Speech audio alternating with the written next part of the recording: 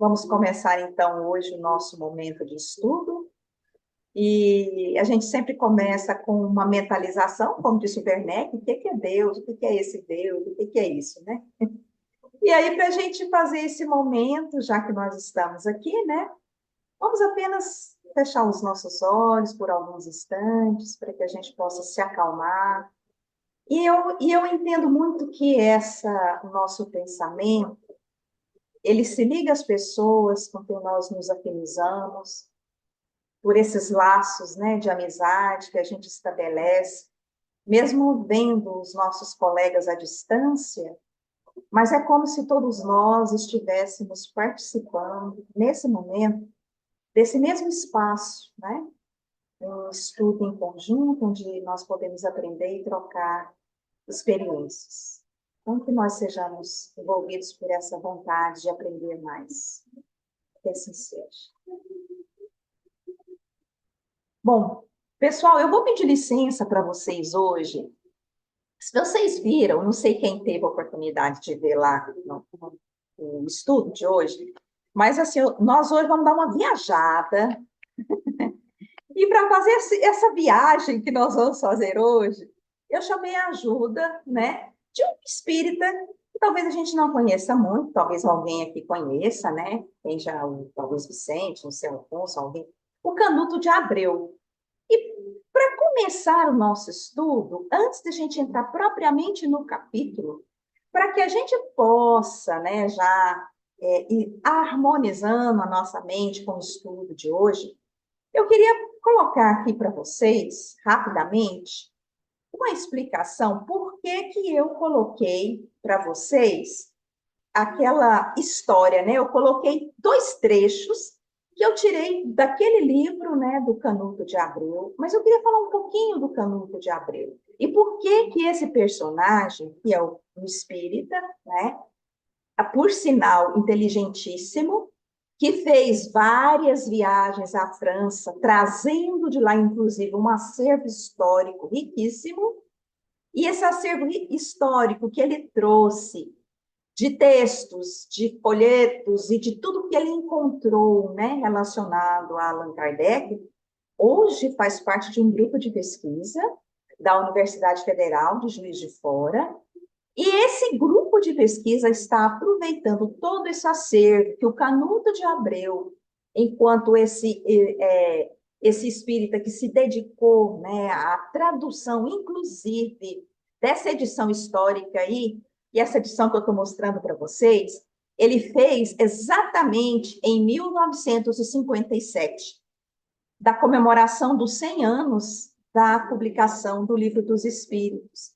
E nessa edição histórica, ele fez uma tradução do francês, como uma pessoa inteligentíssima, né, que no nível de conhecimento de várias línguas, ele trouxe para nós essa primeira edição aí, traduzindo a primeira edição do francês. Então, e aí eu quis trazer um pouco desse personagem para a gente conversar aqui hoje, e para entender por que que eu coloquei para vocês aqueles dois textos, porque os dois textos, eles foram escritos por esse nosso companheiro, Canuto de Abreu, e Canuto de Abreu, ele fez esse trabalho dessa tradução da primeira edição, e por que que isso tem a ver com o nosso estudo hoje? Porque nós vamos observar uma grande diferença entre a primeira edição do Livro dos Espíritos, que foi o primeiro trabalho que Kardec publicou, e o que nós conhecemos e estudamos hoje, que vem a partir da segunda edição, né? E aí, só para a gente ter uma ideia, eu fiz aqui uma explicação simples aqui para a gente entender, né? A primeira edição, de 1857, ela tem 176 páginas. Foi dividida em duas colunas. Numa coluna, Kardec colocava as perguntas com as respostas, na outra, ele fazia os comentários pertinentes àquelas perguntas que ele fazia, ou que elucidava alguma coisa, ele colocava na segunda coluna. A primeira edição, gente, teve 501 perguntas. E foi composta só de 3 partes, não de 4, como nós estudamos hoje. Porque a primeira parte era doutrina espírita, a segunda parte, leis morais, a terceira parte, esperanças e consolações.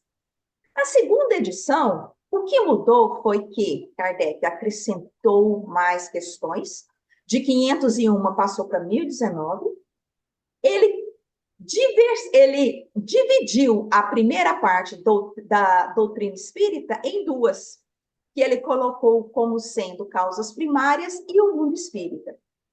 Então, por que isso é importante? Nós vamos conversar sobre isso aqui, né? Porque o Elias vai trazer nesse capítulo algumas comparações, né, entre a primeira e a segunda edição.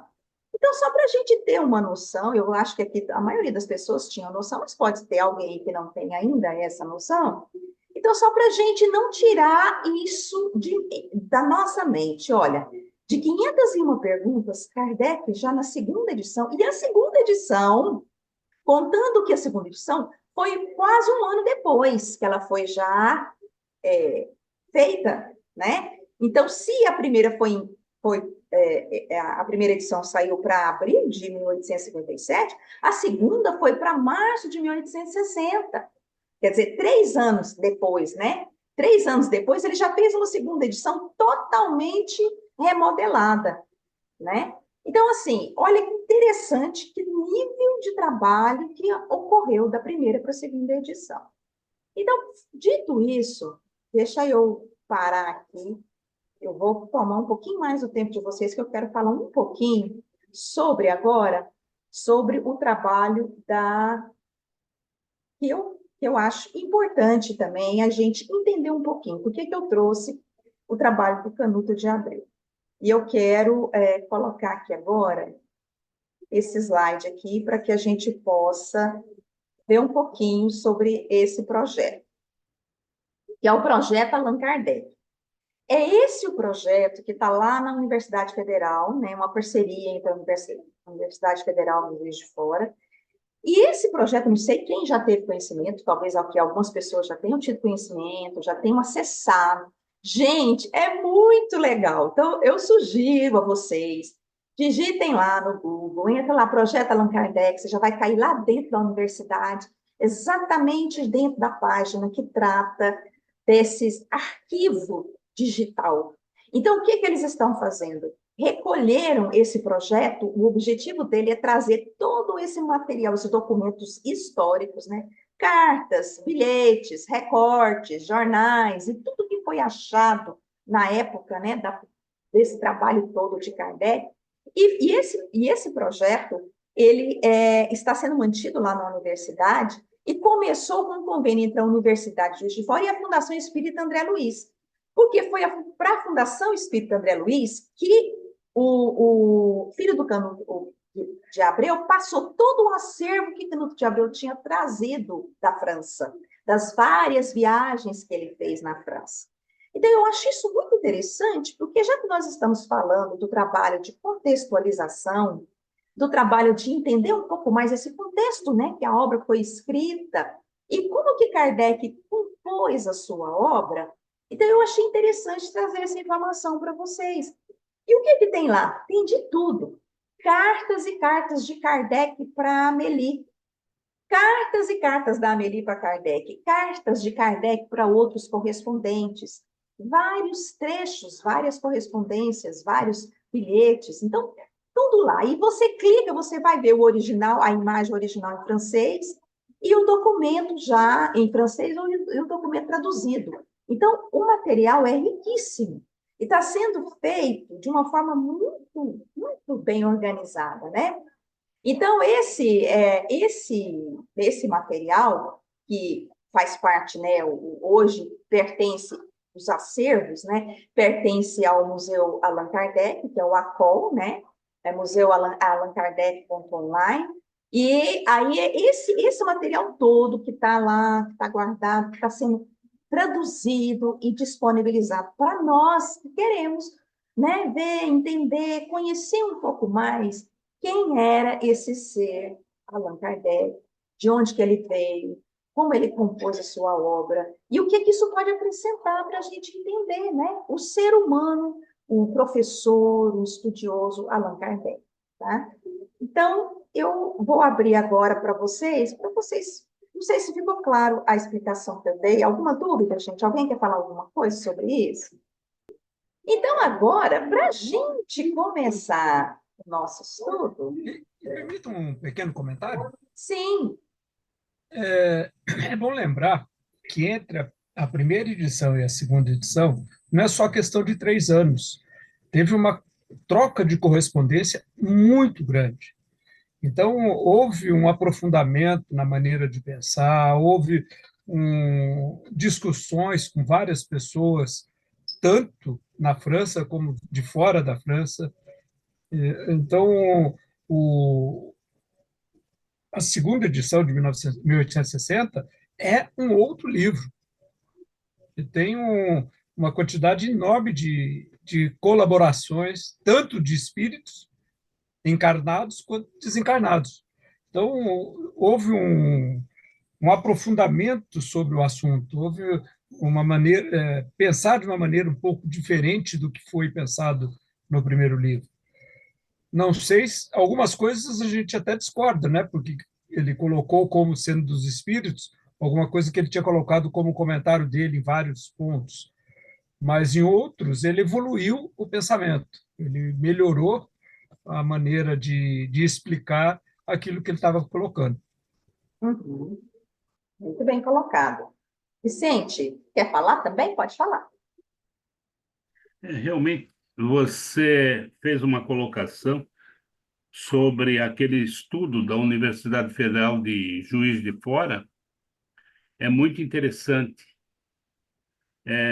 Tem 6 anos que eu sigo essa universidade e já tive a oportunidade de estudar vários documentos, inclusive alguns que eles trouxeram mais recentemente, e para que a gente possa ter conhecimento do nascimento do Espiritismo, de tudo aquilo que foi feito, inclusive algumas contradições que hoje a gente encontra. Foi ali que eu consegui entender, sem descaracterizar nada da obra de Kardec, mas um profundo estudo acadêmico, científico, acadêmico, com a melhor metodologia. Eu estive lá em Juiz de Fora, tá?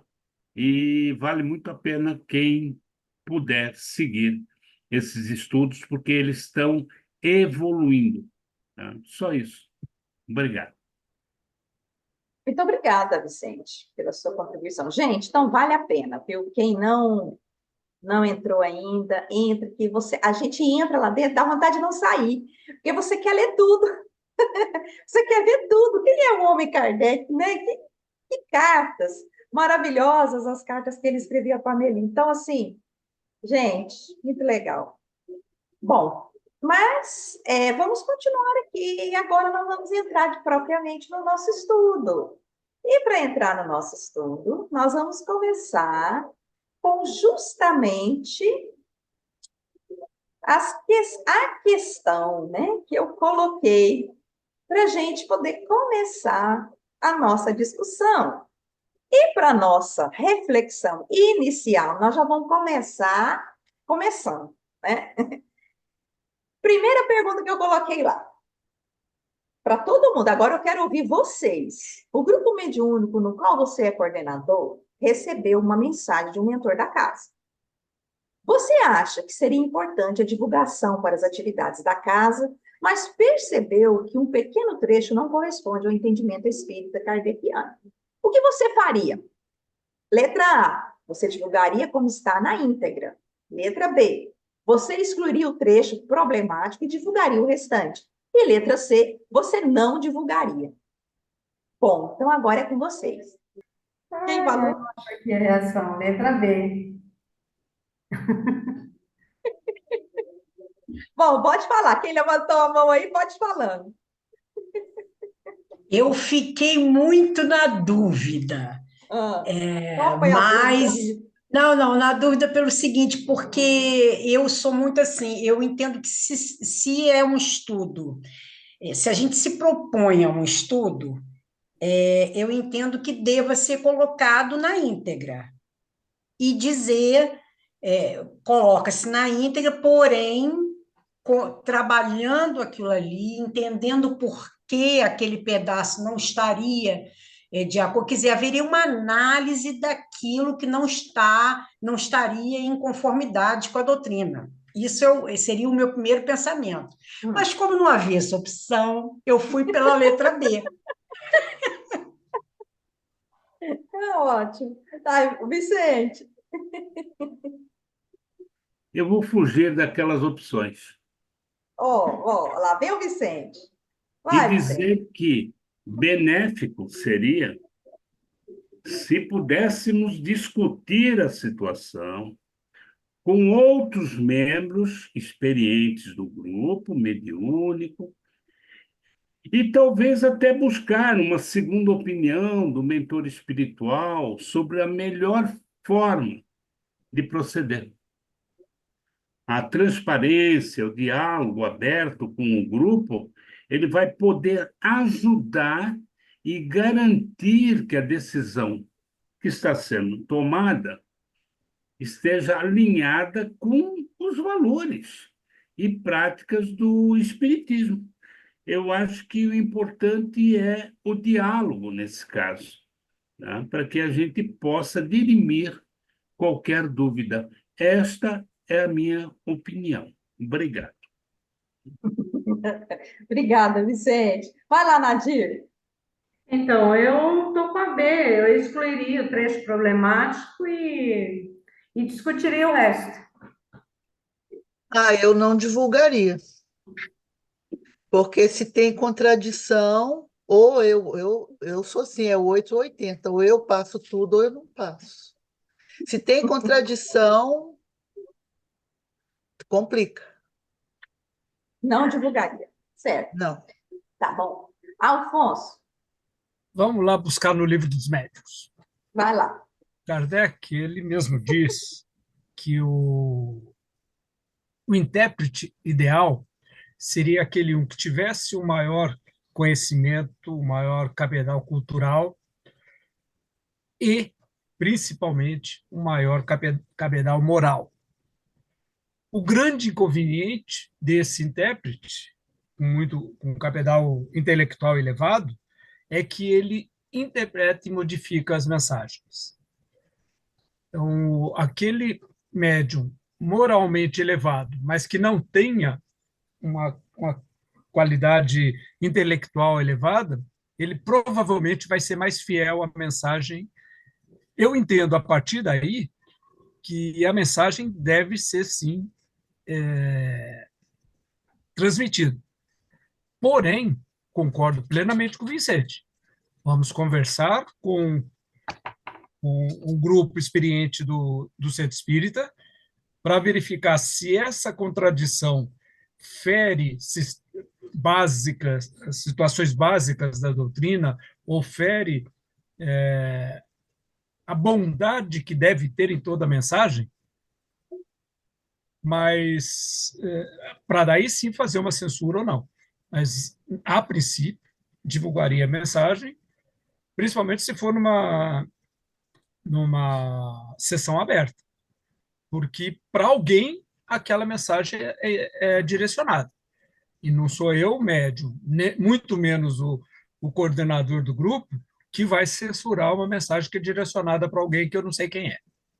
Então, num primeiro princípio, transmitiria a mensagem. Agora, estudaria isso depois num grupo mais fechado, para ver se isso aí vale a pena ficar nos recortes do centro ou simplesmente usar só aquilo que for útil. Muito bem. Vamos lá, Clê.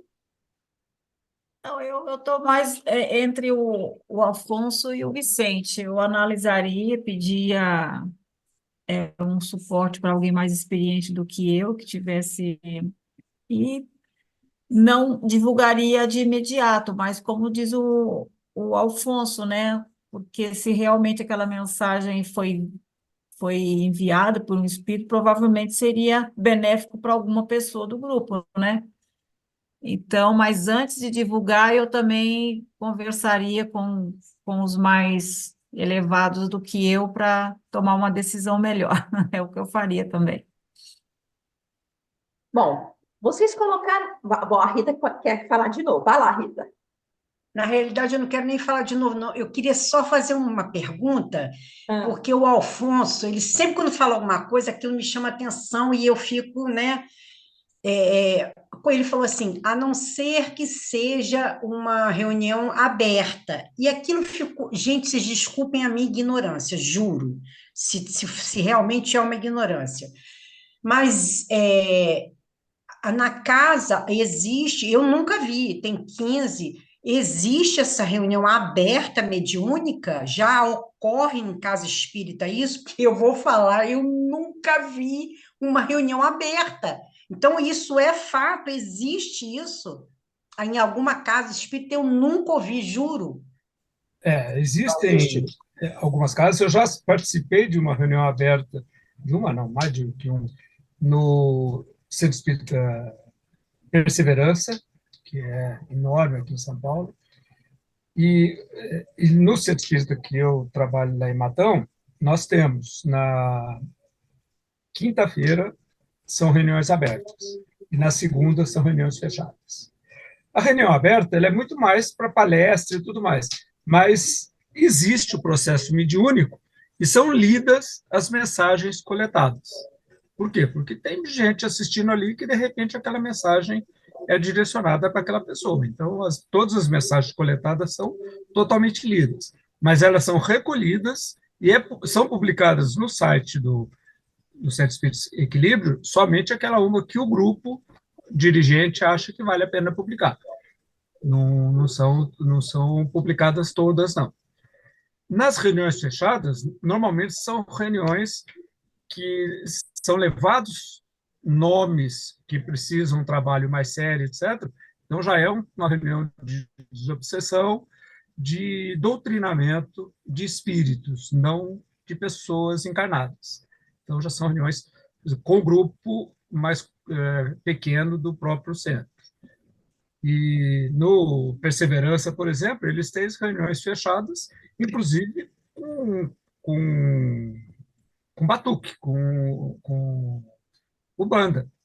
Ela tem as reuniões fechadas, como se diz, kardecista, e as reuniões abertas são todas baseadas no Espiritismo de Kardec.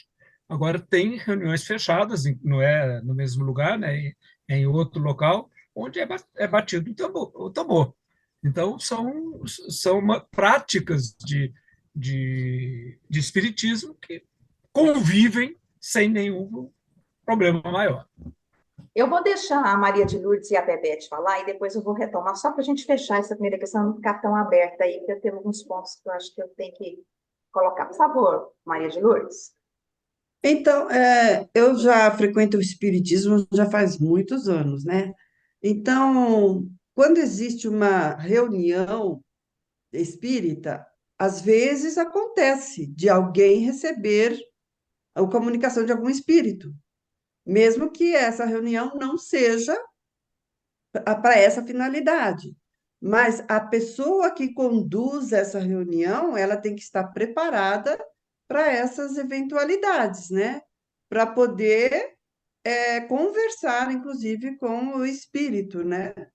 Pelo menos é o que eu vi já nas sessões que eu vejo. É isso. Ok, muito obrigada, Maria de Lourdes, Bebete, para a gente encerrar essa primeira questão. Ô, Rita, a primeira casa que eu frequentei aqui, que era uma casa de umbanda, eles falavam que a casa era mista, porque estava começando a ter palestra de Kardec, então a casa era mista, sabe? Então eles fizeram lá uma reunião que eu participei, e eu achei assim uma odisseia, sabe? Uma coisa horrorosa, porque as pessoas ficavam ouvindo e depois ficavam especulando. Ah, você viu aquele? Aquele era o suicida tal daquela casa ali de cima, não sei da onde. Você viu aquele outro? Aquele é aquele cara que matou não sei quem. Olha que coisa mais horrorosa, sabe? Assim, eu achei de um desrespeito absurdo.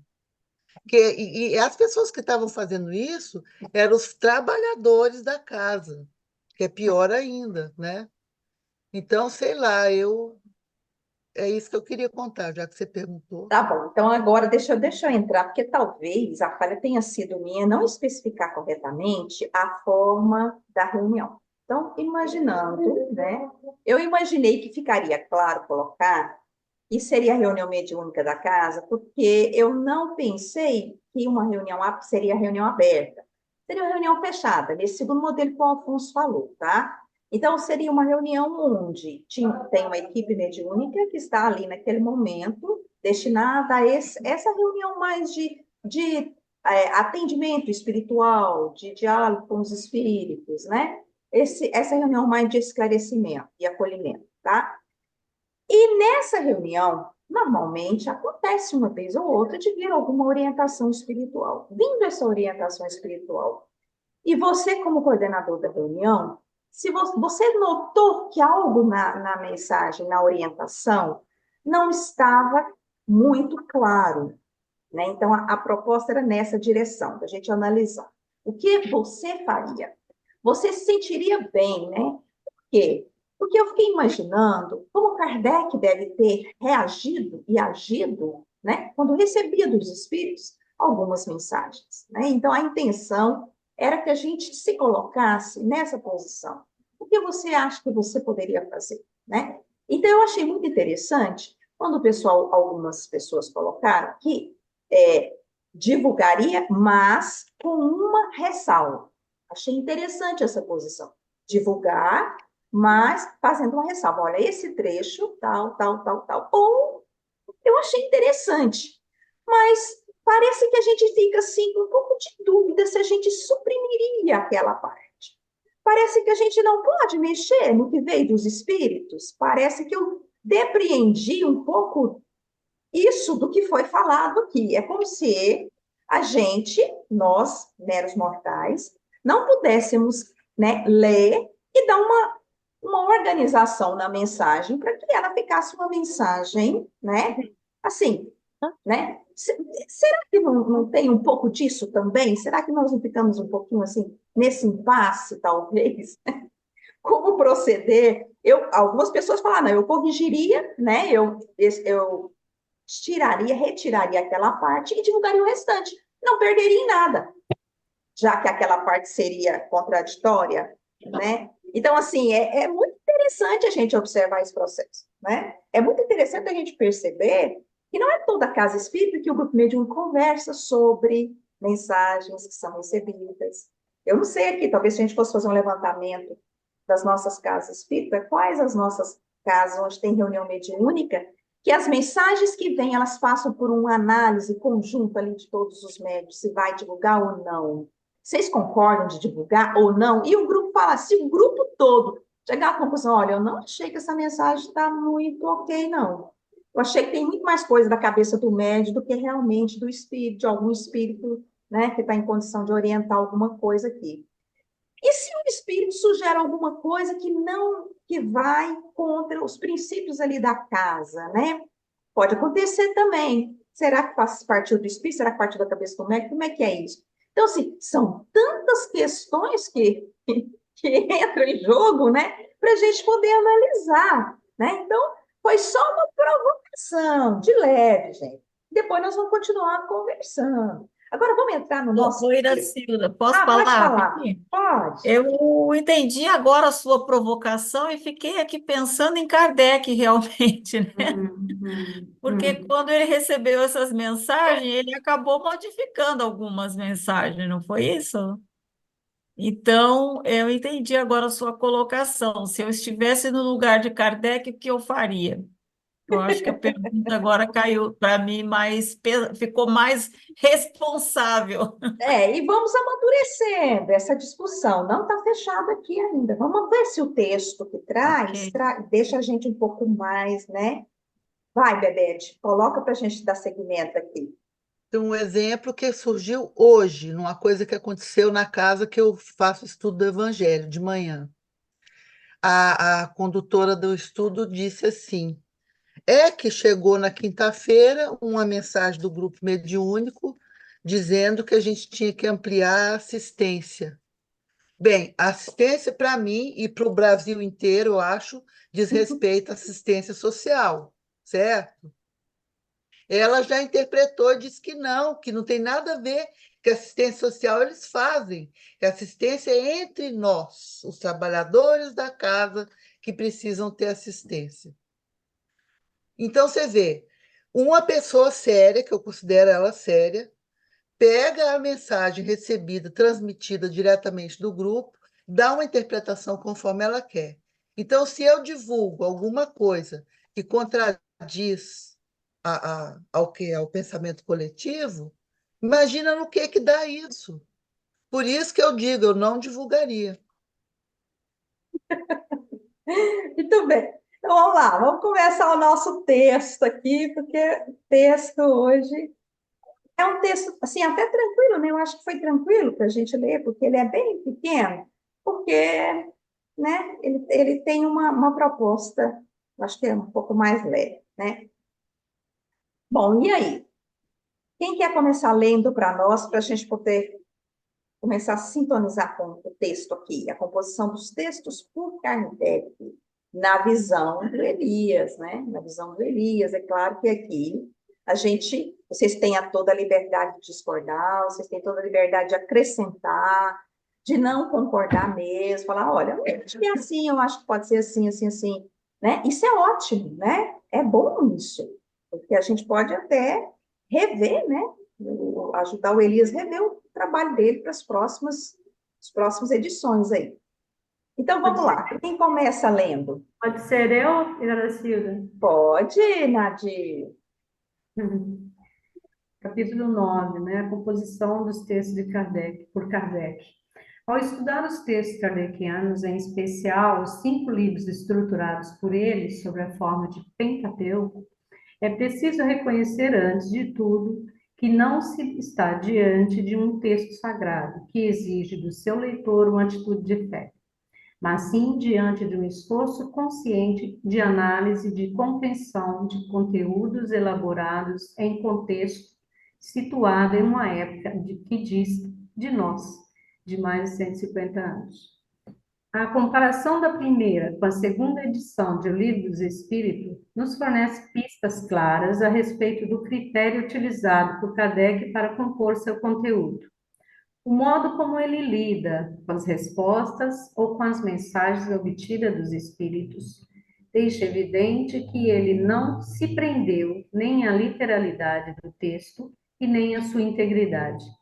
Muito ao contrário, ele corrige, recorta, altera, mistura textos diferentes, construindo um novo texto. Ele mesmo sugere mais tarde, em O Livro dos Médiuns, que a menos que caracterizem o espírito que se comunica, lícito é corrigi-las sem um mínimo de escrúpulo. O que ele valoriza é o pensamento, a ideia, critério que estará presente em toda a sua obra. Ô, Por Nadir, exemplo, para aí um pouquinho, só para a gente conversar sobre essa parte que eu negritei aqui, porque eu acho que vai um pouco na direção daquilo que o Alfonso colocou, e o modo como ele lida com as respostas ou com as mensagens obtidas.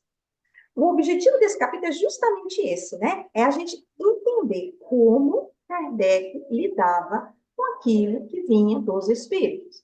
E ele fala sem muito pesar, justamente no Livro dos Médiuns, que foi o exemplo que o Alfonso deu. Como que ele fala que a gente deve fazer uma análise na parte lá da identificação dos espíritos no Livro dos Médiuns, que é um capítulo que eu gosto muito. Ele traz muito claro para a gente alguns princípios para que você possa fazer uma análise, né? E aí ele coloca aqui, o Elias, que ele fala o seguinte, lícito é corrigi-las sem o mínimo escrúpulo. Vocês já imaginaram Kardec falando isso? Que ele poderia corrigir as mensagens se ele não tivesse certeza que realmente aquela mensagem vinha de determinado espírito, porque a autoridade moral, a forma de falar, a linguagem, né? Está coerente com aquele espírito, se não, poderia corrigi-la sem o mínimo escrúpulo? Kardec diz isso, hein? Eu acho que ele deveria descartar. Se ele não acredita no espírito que está comunicando, eu acho que deve descartar, não mudar tudo. E para ele corrigir era uma coisa tranquila, viu, Maria de Lourdes? Corrigir para ele não era algo assim, Ele era ele, professor, né? entendeu? Mas Ele eu acho que pensava, existe limites para tudo, né? Eu acho que né? não poderia, não. Ó, vamos lá, Bebete e a Clê. Esse é mais um comentário para o Elias. Eu queria perguntar aqui, assim, geral para o grupo, alguém já viu Kardec dizendo que a obra dele é um Pentateuco? Nunca. Então, isso foi um apelido dado pelo movimento espírita brasileiro para a obra de Kardec, e o Pentateuco, ele está diretamente ligado com a Torá, tá? São os 5 livros primeiros da Bíblia ali.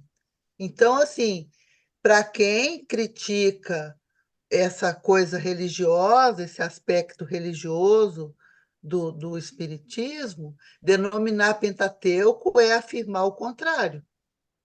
Muito Então, é bem. só um comentário. Obrigada. Vai ficar registrada a sua observação. E Vamos eu estou lá. vendendo o peixe pelo mesmo preço que eu comprei, porque eu escutei isso do professor Márcio Saraiva, tá? Ótimo. Já vai lá para o caderninho do autor. Vai lá, Clê.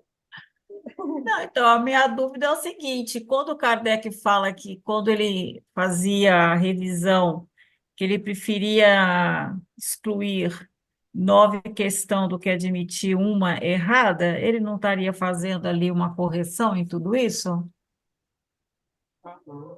Foi o É, que eu sempre tive em mente em relação aos textos de Kardec. Sempre estive atenta a isso, que ele nunca iria admitir uma questão que não fosse coerente, né? Que ele julgasse que não fosse, ele simplesmente eliminaria e não colocaria isso no livro, né? Foi o que eu entendi na literatura dele, né? Agora fiquei em dúvida. mas entendendo que isso é porque a gente tem que situar ele no tempo dele, dentro daquilo que ele, naquela época, percebia como coerente, daquilo que ele tinha informação que seria coerente, dentro daquilo que ele acreditava serem os princípios ideais para aquela que deveria constar, né, na doutrina espírita. Então, assim, eu acho que é interessante a gente não perder isso de vista, né? Porque nós estamos situados no nosso tempo, e com Kardec não foi diferente disso. Apesar de que Kardec tinha um conhecimento, uma abrangência de conhecimento de nível intelectual, talvez, né, muito elevado, né, para a época dele, e ele conseguiu ainda, né, compor com todo o esforço, com todo o trabalho que ele já tinha, com a facilidade que ele tinha de escrever livros, porque já era um escritor, né, era um pedagogo, era alguém que sabia desse trabalho todo aí, e fazia isso muito bem, né? Então, dentro da época dele, porque ele conhecia, para aquilo que ele tinha como o certo, né? De tudo que ele expandiu ali, foi possível, né? Naquela época do século XIX. Então, eu concordo com você. Então, ele fez o que foi possível. Eu acho que, né, é por aí. A Rita quer falar, por favor. Exatamente baseado em tudo isso que você falou, em tudo que ele estava estudando, em tudo que ele pesquisava, o método que ele escolheu, como ele explicava, o pedagogo que ele foi, né?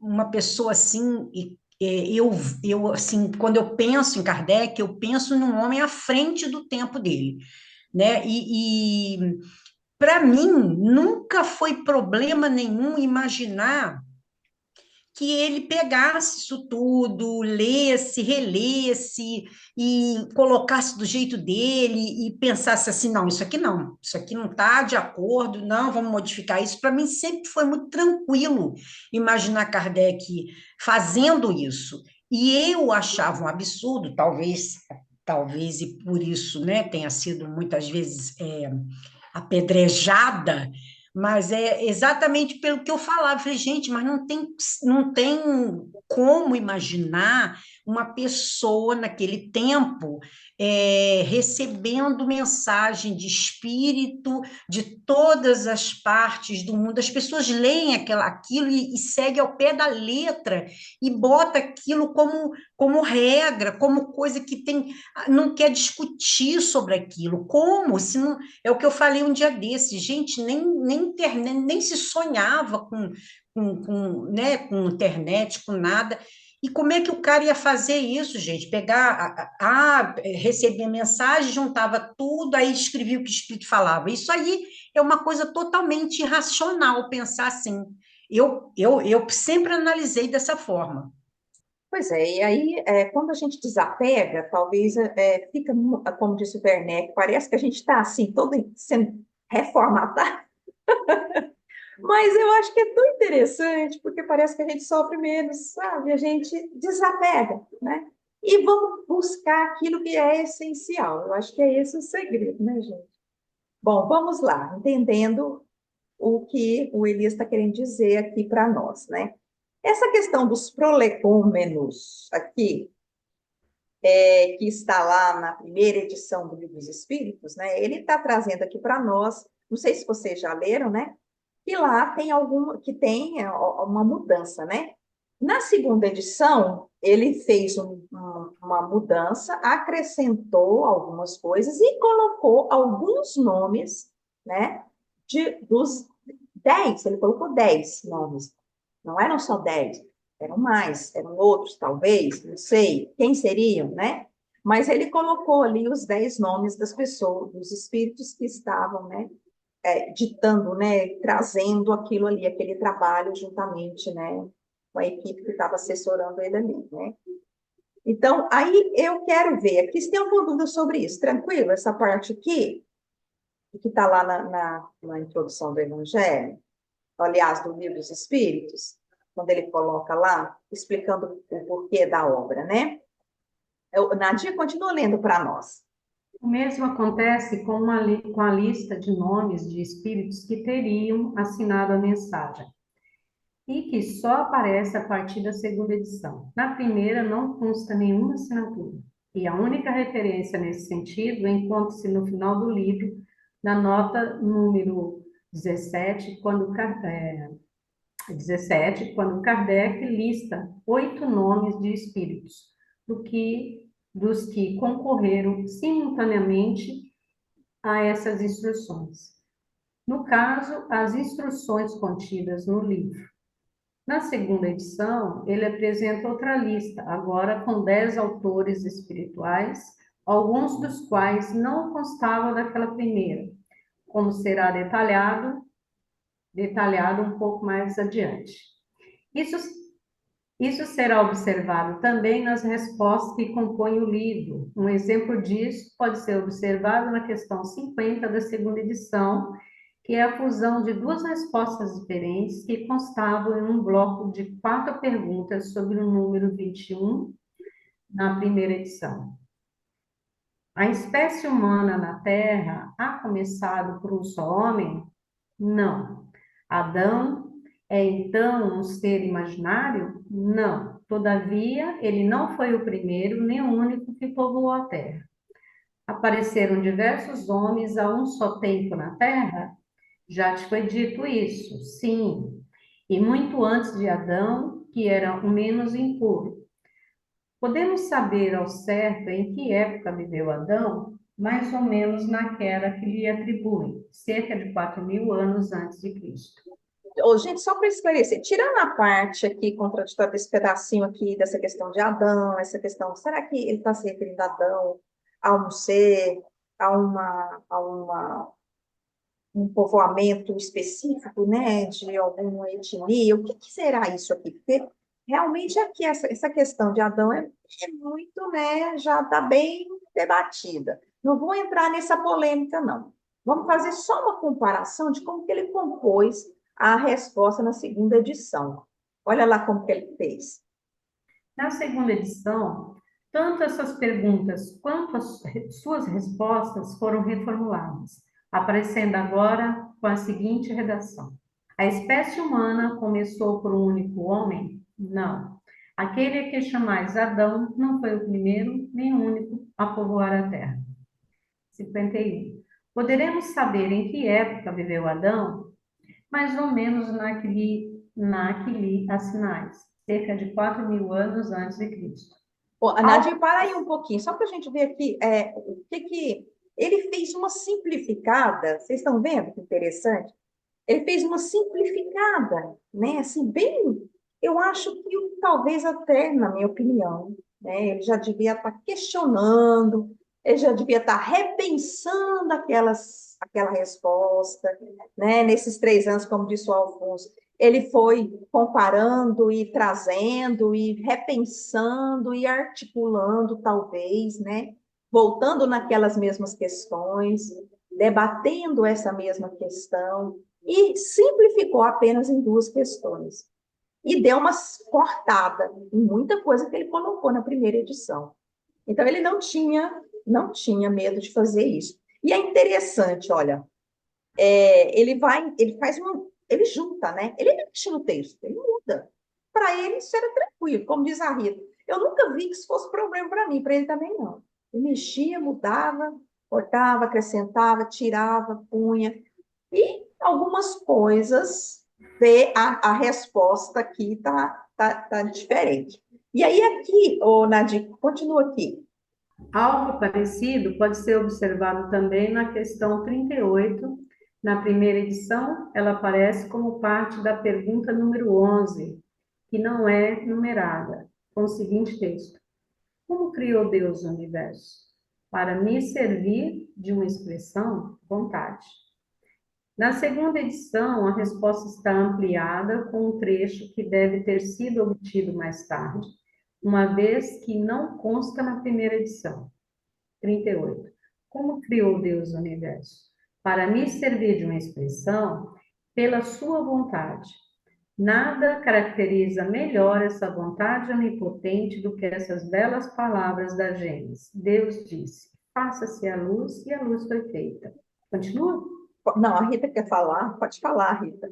É interessante a gente perceber como Kardec, essa foi a minha percepção, como ele dá o sentido, né? Ele vai e trabalha aquela colocação, dando um sentido que a gente que nos leva a uma percepção mais geral. Porque quando a primeira, como criou Deus o universo? Para me servir de uma expressão, vontade. Não dá uma sensação de, eu estou com vontade de fazer alguma coisa, vou criar o universo. Não é um negócio meio assim? E quando ele vem e pega a questão e trabalha aquela questão, né? Porque eu não imagino um Deus dizendo assim, eu não estou nada para fazer, vou criar o universo, entendeu? Não. Vocês, na segunda, você vê que o negócio foi trabalhado para que você tivesse uma amplitude de entendimento. Acho isso sensacional em Kardec. Outro exemplo interessante pode ser visto na questão 27, primeira edição, que será transformada na questão 615, na edição seguinte, 177. A lei de Deus é eterna? Sim, é imutável. Deus poderia prescrever aos homens num tempo aquilo que lhes teria proibido em outro tempo? Deus não poderia enganar-se. São os homens que estão obrigados a mudar suas leis, porque elas são imperfeitas. Segue-se um comentário de Kardec. A harmonia que rege o universo físico e o universo moral se funda em leis de Deus, que Deus estabeleceu desde toda a eternidade. Tais leis são imutáveis como o próprio Deus. Na segunda edição, Kardec reformulou o texto, fazendo para a resposta o que na edição anterior comparecia como comentário, ficando da seguinte forma. Questão 615.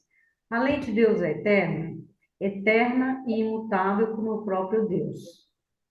E Deus poderia prescrever aos homens num tempo aquilo que lhes teria proibido em outro?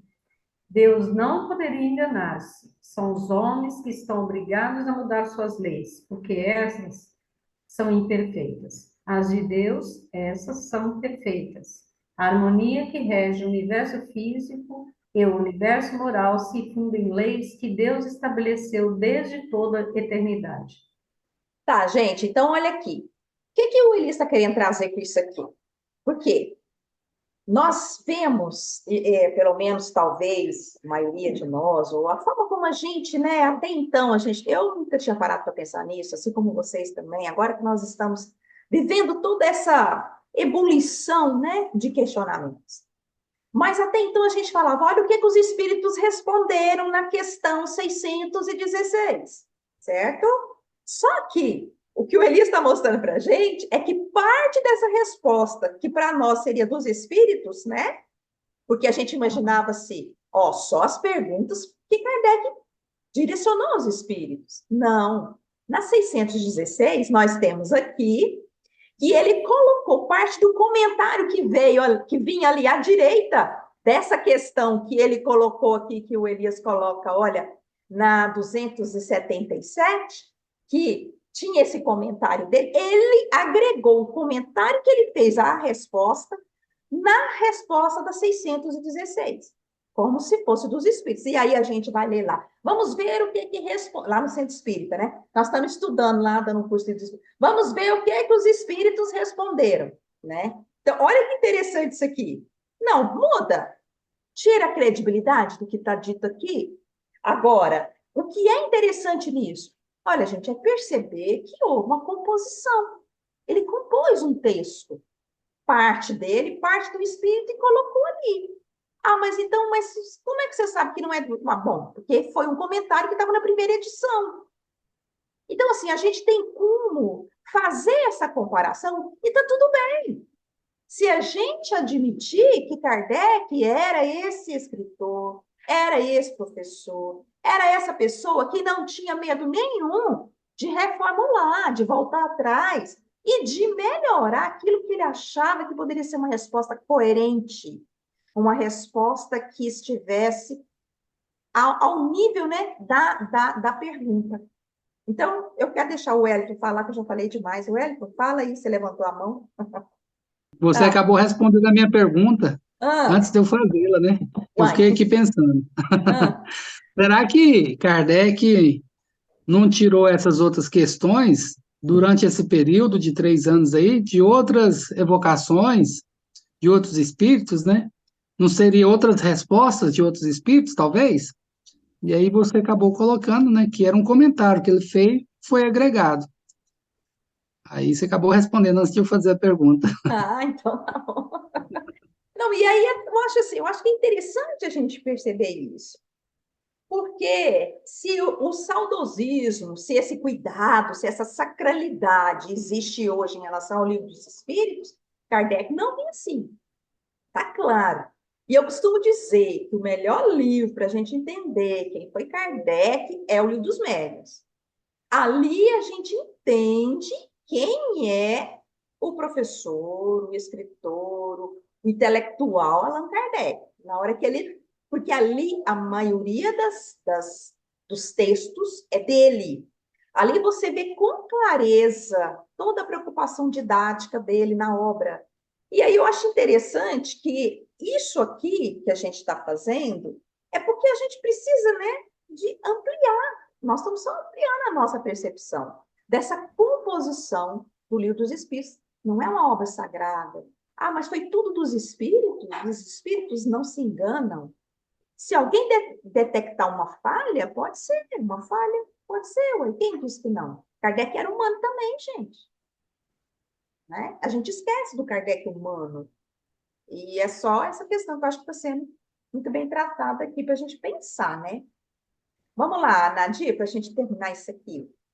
Como se vê, além de transformar o comentário em resposta à primeira pergunta, ele ainda acrescenta mais um trecho, bem no meio da resposta seguinte, onde os espíritos esclarecem que as de Deus, essas são perfeitas. Entre aspas, né?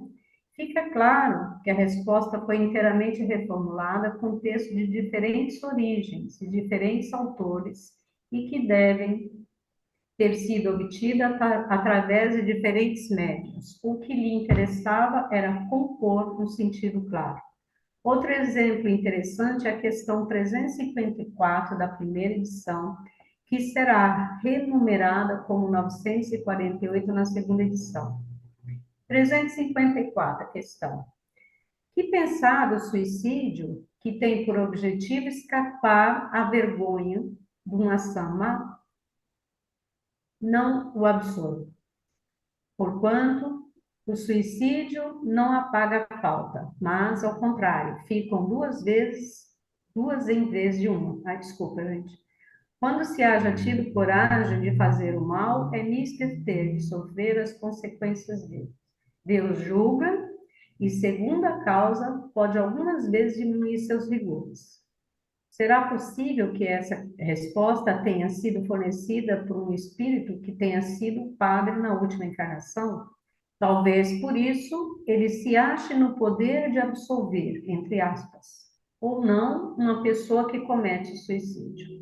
Kardec deve ter analisado melhor essa questão, porque para a segunda edição ele exclui esse início e aproveita apenas o restante, começando a partir do ponto que diz que o suicídio não paga a falta. Olha que interessante, gente. Vamos parar aqui um pouquinho, Nadia. Então, olha que interessante. Então, aí ele vai tirar isso aqui, ó. Esse pedacinho aqui, ó. Não absolvo. Porque Kardec entendeu que isso aí estava estranho, né? Não absolvo. Mas quem é ele para absolver ou não alguém? Kardec questionou a resposta do espírito. Por isso que ele começa na segunda edição a partir daqui. O suicídio não paga a falta. Ficou mais genérico. Não ficou uma coisa pessoal, né? Para um professor, uma pessoa tão didática como o Kardec, é algo mais tranquilo, né? Você lê sem aquele peso do julgamento, né? Então, olha que sensatez, né? Como diz, era um bom senso, eu acho que tranquilo aí, né? Para a gente perceber esse bom senso dele na elaboração da obra, né? Não, Kardec explica o seu critério ainda na primeira edição, ficou muito acima aqui, deixa eu tirar você aqui da página. Edição em uma nota de rodapé que consta do início do livro segundo, sobre as leis morais, esclarecendo que os comentários se constituem em um desenvolvimento do assunto emanado também dos espíritos quanto ao fundo, não na forma, e afinal sempre revisto, aprovado e raro corrigido por eles. São ideias que emitiram parceladamente em diversas épocas, resumidas em estilo mais fluente, delas excluindo-se o que formava a dúplice lição com o texto da resposta precedente. Também o capítulo que trata da lei de adoração, na primeira edição, foi inteiramente reformulado para a segunda edição com base nesse mesmo procedimento, ou seja, fundindo questões e acrescentando suprimento e suprimindo partes. Nadia, para aí um pouquinho, por favor. Eu vou parar aqui, que eu quero conversar com vocês sobre uma outra questão que eu trouxe para vocês. Eu não sei se vocês leram os recortes do livro do Canuto de Abreu, que é o Livro dos Espíritos em sua tradição histórica e lendária. E eu peguei um trecho do capítulo 4 e o outro trecho do capítulo 5. Eu não sei quem teve a oportunidade de ler. Alguém leu? Leu? Então, é importante a gente entender que aquele texto, aquele livro que ele faz, ele trouxe tanto material quando ele foi à França, então, tanta coisa que eu acho que ele tentou. É uma obra literária, mas não deixa de ter coisa histórica ali. É interessante, por isso que ele fala histórica e lendária, como se ele tivesse criado, né, uma história em torno da publicação do Livro dos Espíritos, mas ele trouxe informações que são históricas, né? Ele traz, nesse capítulo 4, o diálogo, né, que acontece ali entre o senhor Baldan, né, que ele começa no capítulo 4, trazendo o diálogo ali do senhor Baldan sobre o nome do Livro dos Espíritos. E aí eu fiz uma provocação para vocês lá. Se vocês já tinham pensado, analisando esse trecho lá do capítulo 4, Você já tinha pensado nessa questão do duplo sentido referente ao título O Livro dos Espíritos? Quando ele fala aqui, ó, ele fala assim, lá no texto, né, do Canuto de Abreu, ele fala assim, perdoe-me, isso seria como se fosse o Kardec respondendo para o seu Baldão. Ele fala assim, perdoe-me, caro amigo, permita-me uma explicação. O título presta-se bem a esta interpretação. É talvez a primeira ideia que acode ao leitor. E mesmo aquela que me veio à mente quando o concebi. Contudo, esse título tem duplo entendimento. Um aparente, outro real. Na aparência, o livro vem dos espíritos. É o que todos pensarão de pronto, como você fez. Mas, no fundo e na realidade, o título significa que o livro trata dos espíritos. O que vocês acham dessa provocação até? Agora eu quero ouvir vocês. O livro dos espíritos ou o livro que trata dos espíritos? O que isso Eu ficaria implica? com o Trata dos Espíritos, porque se fosse dos Espíritos, Kardec talvez não tivesse que mudar, colocar ali, mudar o texto. Então, eu acredito que seja o livro dos Espíritos, né? Porque não deveria ser de Kardec, porque senão teria que ser o livro de Kardec, do meu ponto de vista. E aí, o que vocês acham? A Rita já levantou a mão. Fala, Rita. Tudo que a gente lê aí, né, nessa parte, nesses recortes, é bem interessante que aí a gente consegue perceber, a gente vendo isso aí, esse duplo, como ele explica, a gente percebe essa visão que Kardec tinha, essa preocupação que ele tinha de explicar o porquê do título. Ele explica isso, o porquê do título, Livro dos Espíritos. E ele explica que ali não é os espíritos que chegaram e falaram, não. Uma composição. E isso nos ajuda a entender a proposta de Kardec. Porque senão você se pega naquilo como uma coisa, um texto sagrado. É livro dos espíritos. Aí leva aquilo para outro lado. E você, vendo essa colocação aí desses recortes de Canuto, você percebe que o livro dos Espíritos ele foi escrito como realmente uma composição. Teve a participação atuante, eficaz de Kardec, baseado no que os espíritos foram falando, e também, finalizando com tudo isso, os espíritos ratificando aquilo tudo. Entendeu? E é muito interessante a gente perceber isso, que aí sim a gente vai entender a complexidade da obra. E isso seria ótimo se fosse explicado e estudado nas casas espíritas. Muito Mas deixa eu te bem. fazer uma pergunta, Rita, mas isso não te tira um pouco da credibilidade? Não tira para você. Bom, olha, a Clê tá com a pulga atrás da orelha ali. Por Sabe quê? por quê, Cleco? Só Eu, para mim, complementando. assim, vou ser sincero, admiro Kardec assim, tenho respeito realmente pela obra dele, mas diante de tudo que eu tenho estudado hoje, não foi o entendimento que eu tive antes. Então, eu estou chocada. Eu ainda Viu, não Cleco? Não é só consegui você, digerir não. direito, porque para mim, não, sério, eu estou sendo sincera. Igual eu estou falando, eu sou nova no Espiritismo, eu ainda tenho muito que refletir sobre tudo isso e eu estou, assim, perplexa com Não, tudo que eu e é estou perfeito estudando. você refletir sobre isso, minha irmã. Eu acho que quando É, a gente sim. parte do princípio que a gente precisa refletir, olha, eu te dou o meu exemplo. Desde que eu entrei na doutrina espírita, para mim, nunca ficou claro tudo isso, nunca. Agora que eu estou entendendo, porque para mim, a colocação que as pessoas faziam em cima de tudo, a obra de Kardec, era a mesma coisa de eu estar em qualquer outra religião que eu já passei. Era dizer, mas Codificador, por que o né? mistério da fé? É porque que mistério da fé é esse, gente? Eu ficava pensando que mistério, de onde que tira esse de mistério da fé? E várias religiões você tinha que simplesmente acreditar naquilo e nunca contradizer. Quando eu comecei a entender Kardec e vendo a obra por esse ponto de vista, aí sim eu comecei a perceber que a doutrina espírita é, acima de tudo, uma doutrina racional, que você compreende aquilo que é explicado. Aí eu comecei a sentir que eu estava na minha praia, que antes, ó, minha irmã, A questão Vicente, deles, né? Mesmo porque Kardec, ele era muito mais intelectualmente superior a muitos espíritos, né? A Nadir já vem com mais coisa. Vamos lá, Vicente.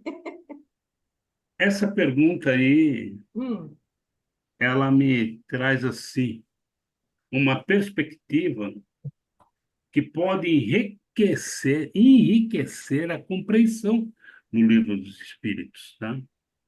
Pois lembra ela que, embora seja um texto mediúnico, o livro dos Espíritos, que está lá, ele é também produto de um processo intelectual e de uma decisão consciente.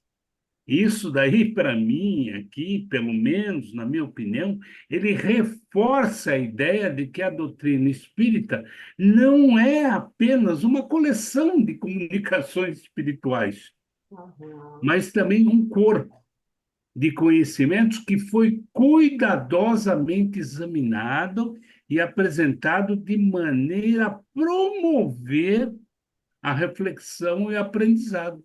uhum. Né? É Interessante. essa situação que eu tenho. Né? Interessante. Talvez isso tranquilize um pouco a Clê. não, eu ainda tenho que Vamos lá. refletir muito sobre isso, Vicente. Mas Vamos lá, obrigada, achei Bebete. legal sua. Clé, há pouco Oi. tempo eu escutei uma fala do Elias que bagunçou minhas gavetas, sabe? Eu fiquei com as gavetas tudo reviradas, assim. Eu falei, meu Deus do céu, o que que vai ser de mim? Elias dizendo que a reencarnação foi uma aposta do Kardec. E eu conversei isso com várias pessoas, né? Refleti muito. E ficou assim, que a gente tem a escolha de seguir ou não uma ideia. A escolha é sua. Agora, isso não vai tirar nunca suas angústias nem suas questões, Não. porque você vai, obviamente, buscar aquilo com que você se identifica. Agora, uma vez que hoje até a Bíblia é uma coisa que a gente não pode acreditar, que está tudo em questão, está tudo suspenso, né? Graças a Deus. Ainda bem que eu Então nunca a gente acreditei. A gente faz uma aposta e segue aquilo que você tem mais afinidade, aquilo que te traz mais coerência e mais consonância com o seu coração, com o seu pensamento. Muito Porque bem. certeza, minha amiga, a gente só tem que vai morrer, o resto. Não tem, Bom, verdade. o Alfonso colocou aqui, eu estou tentando ver onde que eu. Ah, aqui, deixa eu ver se eu acho aqui. Aqui, ó. O Alfonso colocou uma observação aqui, achei interessante, ó. Kardec nunca disse, cadê? Kardec nunca disse que a obra estava pronta. O Espiritismo se resume em seus escritos. Olha que interessante, né? Mais um ponto para a nossa reflexão. E para ele, a gente continuaria estudando, a gente continuaria confrontando, a gente continuaria, né, analisando. E aí, eu acho que quando a Bebete trouxe essa informação aí, né, que ele apostou nisso, eu fiquei pensando, ele era muito corajoso, né, muito audacioso mesmo, né? Kardec tinha uma perspicácia, e aí alguém fez uma provocação que eu achei interessante, que ele é, Nadir, ele era como é que é, Nadir? Mais inteligente. Intelectualmente, muito mais Tem alguns intelectualmente que alguns espíritos, né? espíritos, né? Os espíritos, às vezes, tinha acabado de Aham, morrer, podia ser analfabeto, era parda, e aham. E aí, só para a gente concluir aqui, aí o outro diálogo que eu coloquei, eu achei muito interessante a forma como o Canuto descreveu a cena das quatro meninas conversando. As irmãs Baldan, a irmã Stufo e a Ruth, né? A Ruth Chapé, que era as quatro médiuns basilares aí, né? Dessa publicação do Livro dos Espíritos aí, né, que contribuíram, né? E a irmã Stufo estava chegando, na verdade, a irmã Stufo estava chegando e foram apresentadas as três, as meninas Bodan e a Ruth. E aí elas conversando, o Canuto imaginou um diálogo que eu achei muito curioso e muito interessante. E eu, em cima desse diálogo, nós vamos terminar aqui agora essa reflexão nossa, para a gente terminar o texto. E aí ela fala o seguinte: divijo em parte, diz a Ruth. A autoria do livro, né, no Livro dos Espíritos, é do senhor Rivail. A colaboração dos espíritos não lhe tira a qualidade de autor, tanto mais quanto o professor. Na realidade, só introduziu na obra os ensinos que julgou bons e, a seu turno, aprovou. Por isso falei em resultante de mútuo entendimento. Essa é a visão da Ruth, né? A Ruth tinha, segundo aí o Canuto de Abreu, essa visão bem pé no chão de que Kardec nunca perdeu aquela linha, né, de quem analisou para compor o texto, para estruturar o livro, usando as respostas, né, que ele foi obtendo. E aí eu fiz a provocação da pergunta, né, da última questão. Algumas pessoas consultadas a este respeito entendem que Kardec, sim, poderia modificar os textos, mas nós não. O que você acha? E aí voltamos lá na questão, na primeira questão que eu coloquei antes. Olha, continuando falando com a Cléia e com todo mundo, angústia maior eu tinha, Cléia, quando eu discordava das coisas e tinha que engolir seco, porque era aquilo que estava posto. Então, hoje, quando a gente tem a oportunidade de escutar pessoas, por exemplo, como Elias, que é um estudioso, é uma pessoa séria, ele não está desqualificando nada disso, ele está ampliando para a gente as nossas coisas. Então, é muito melhor ter essa angústia da incerteza do que ficar tendo que aceitar dogma em uma coisa que não é para ter dogma nenhum. Eu penso, amiga, que ele deixou em aberto, é para ser modificado. A gente, assim, uma pessoa igual Elis, que conhece a essência da obra de Kardec, e ele vai escrever em cima disso, com o conhecimento que ele tem, o que ele modificar, não é modificar, é atualizar, né? Ele vai trazer para os nossos dias. Agora, mudar o que o cara disse, eu acho um pouco mais complicado. Mas a obra de Kardec é para continuar sendo escrita e modificada, como colocou Alfonso. O Alfonso, depois a Rita e a Nadir. Primeiro, eu queria entender um pouquinho a pergunta aqui que você. Mas nós não. Quem que é esse nós que está nessa sua pergunta aí? Nós, réis mortais aqui. Tá. Nós não podemos buscar o texto de Kardec. Isso, que assim, a gente poder, não só do Kardec, assim, porque aqui a questão está se referindo, por exemplo, ao que vem dos espíritos, mas nessa questão aí, né? A Kardec poderia modificar, sim, porque Kardec entendia, Kardec, né, era o cara, digamos assim. Mas nós não, nós somos réis mortais aqui, nós não temos esse direito. Ao contrário. Eu acho que é o seguinte: primeiro, os médiuns, pelo menos aquelas 4 pessoas que foram fortemente forneceram material para Kardec, ele conseguiu material de outros também, mas aquelas 4 meninas eram médiums inconscientes, ou seja, elas transcreviam exatamente o pensamento do espírito. E aí Kardec, na leitura dos textos, ele fez as adequações para colocar numa linguagem mais culta, né, num francês mais culto, e transmitir a ideia que ele, aí eu acho que o termo está muito bem colocado, aquilo que ele julgou bom. Então, ele fez um refinamento ali para poder manter coerência sobre aquilo que ele fazia. Os médiuns atualmente, a maioria que hoje transmitem, são médiuns conscientes, talvez com períodos de inconsciência, mas conseguem adequar a mensagem à sua linguagem. Raramente o espírito utiliza só do acervo do médium para transmitir uma mensagem. O espírito transmite por pensamento ao médium, pensamento a pensamento, e o médium vai, através do seu processo bioquímico de raciocínio, escrever a mensagem ou transmitir a mensagem. Então, tem uma passagem pelo pensamento do médium antes de chegar. Então, hoje, toda a mensagem, ou grande maioria das mensagens, existe um filtro do médium. Isso não, a gente não pode dizer que isso é pior ou melhor do que era com Kardec. Eu diria que se isso acontecesse com Kardec, ele teria mais dificuldades de saber o que era verdade e o que não era. Porque, como ele sabia que aquela mensagem era efetivamente dos espíritos, ele poderia, a partir daquilo que ele considerava adequado e bom, escrever o que ele escreveu. Hoje, a gente já modifica a mensagem na hora que ela é transmitida, com raríssimas exceções.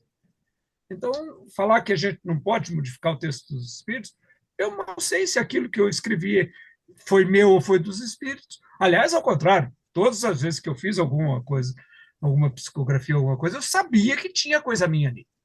Eu sabia Se não que tinha tivesse, como pensamento. diz o Luiz Ignacio, teria alguma coisa errada. Sabia que tinha alguma coisa inspirada, mas a maneira de escrever era minha. Uhum. Mas é interessante a gente perceber, eu até grifei esse pedacinho em que a Ruth fala, achei muito interessante que ela fala, a autoria do livro é do senhor Rivail. A colaboração dos espíritos não lhe tira a qualidade de autor.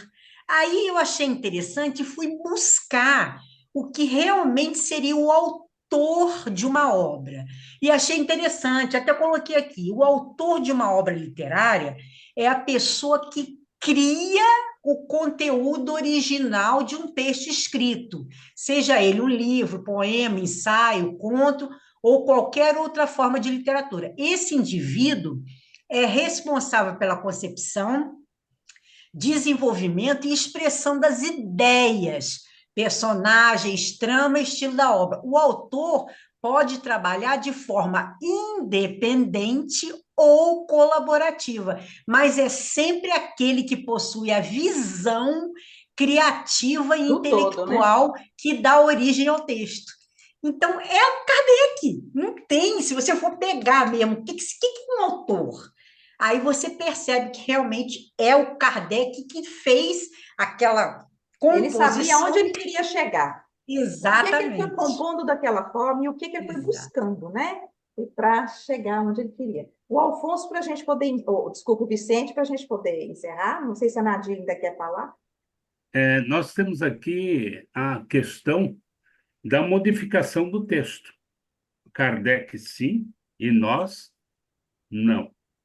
Se nós formos pegar obras mais antigas, vamos pegar lá só Platão, e que tinha como discípulo Aristóteles. E Aristóteles, no início, estudou com Platão, aceitou o que Platão colocava, mas depois discordou. Ele não modificou a obra de Platão, Aristóteles. Aristóteles fez o seguinte: ele escreveu outra obra discordando daquela. Por quê? Porque o autor tinha sido Platão, né? E isto acontece aqui, porque a modificação de texto, de qualquer texto, ela requer muita cautela. Qualquer alteração, ela deve ser considerada de uma forma muito cuidadosa, porque ela tem que respeitar contexto histórico, filosófico, e se houver necessidade de esclarecimento ou adaptação, sabe, desses ensinamentos para os tempos modernos, isso deve ser feito através de comentários e obras suplementares, em vez de alterar o texto original, sabe? Para fazer qualquer mudança nesse sentido, né? Sem autorização de Kardec ainda, né? Isso daí é um problema. Isso é um problema sério no direito. E eu digo isso porque eu era advogado de direitos autorais. Ixi, então sabe? você é o cara, esse cara é o Foi Vicente. 45 anos trabalhando com isso. E, pô, agora eu vou pegar e modificar a obra de Kardec. Respeite a obra dele. Quer falar alguma coisa? Faça como Elias. Contextualize. Pronto. Muito bem, e aí, você já entrou no próximo assunto que o Elias vai tratar aqui. Hum, Se Kardec tinha essa liberdade, vamos lá, vamos ler. Leia para nós, Nadir, termina aí. Espírita de Março, deve ser a revista Espírita, né? Não, é dessa análise. Lê só a partir daqui, dessa Só análise. dessa É. análise se pode concluir com muita segurança que Kardec preocupou-se em seus escritos mais com o conteúdo e a clareza das ideias do que com a integridade dos textos que ele obteve como resposta, ou dos ditados espontâneos recebidos dos espíritos. Se essa liberdade no tratamento do material obtido em uma determinada pesquisa poderia até ser aceita na época de Kardec, atualmente o meio acadêmico não mais a reconhece. Todas as alterações precisam ser claramente explicitadas e justificadas, sem o que o texto perde a credibilidade do ponto de vista científico. Outra conclusão importante.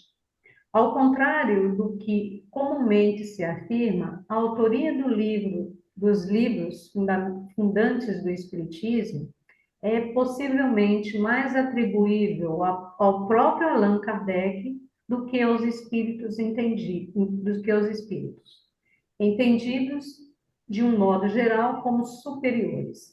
Isto porque toda pesquisa, estruturação, o sequenciamento dos assuntos e até a maior parte da redação parte do seu esforço pessoal, da sua inteligência, da sua criatividade.